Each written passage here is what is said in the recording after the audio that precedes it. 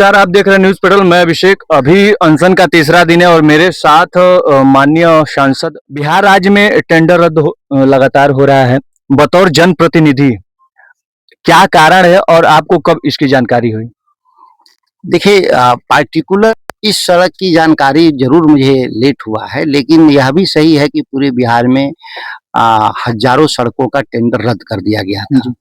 और मैंने उस पर एक बहुत विस्तृत प्रेस विज्ञप्ति भी जारी किया था कि बिहार की जो माली हालत है, वो दिवालियापन के कगार पर है। जी।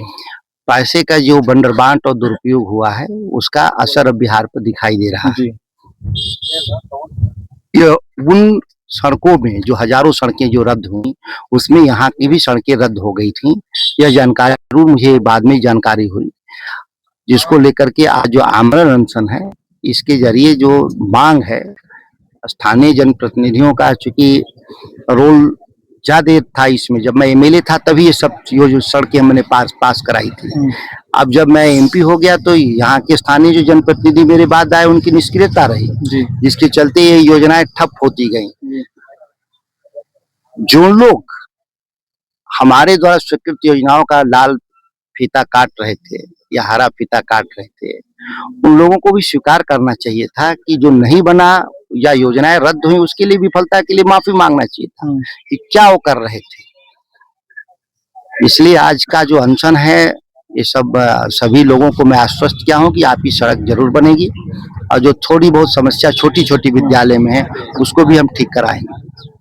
एक कैग रिपोर्ट है जिसमें बताती है कि बिहार सरकार के पास पैसा है, लेकिन उसको खर्च करने का तरीका उसके पास नहीं है। पिछले वित्तीय वर्ष में लगभग 77,340 करोड़ रुपया जो बिना खर्च किए हुए वापस हो गया। देखिए, बिहार की जो सरकार है, इसकी जो माली हालत है, ये अपने आमदनी के स्रोत को आगे बढ़ाने का प्रयास नहीं कर रही है। जो खर्चे हैं, वो मैचिंग ग्रांट के अभाव में योजनाएं रुक जाती हैं। केंद्र सरकार 50% और राज्य सरकार 50% का जो योगदान देना होता है, तो पैसे खर्च इसलिए नहीं हो रहे हैं कि इनके पास पैसे ही नहीं है। ये पैसे रहेंगे तो काल्पनिक पैसे होते हैं, आभासी पैसे होते हैं, तभी आप एक्सपेंडिचर शुरू कर सकते हैं। जब मैचिंग ग्रांट पैसा उसमें आप मिलाइएगा, तभी आपको नोटशीट के जरिए वो पैसा बाहर जाता है।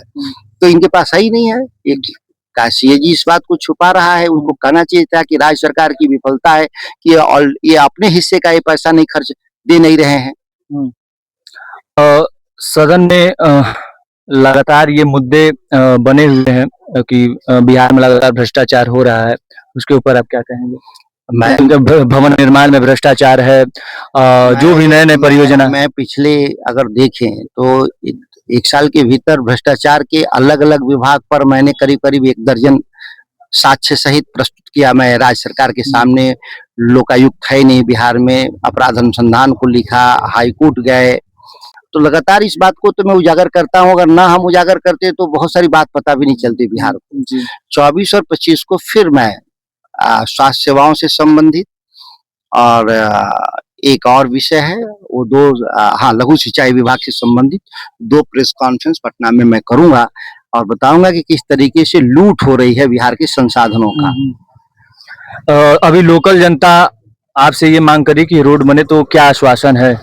रोड बनेगा, क्योंकि ऑलरेडी इसका सर्वे करवा चुका था अपने रिजीम में, ये मेले रहते डीपीआर भी बनवा दिया था अपने रिजीम में, टेंडर भी हुआ था जी, लेकिन रद्द हुआ है टेंडर, तो पुनः टेंडर को उसको वापस करवा दूंगा।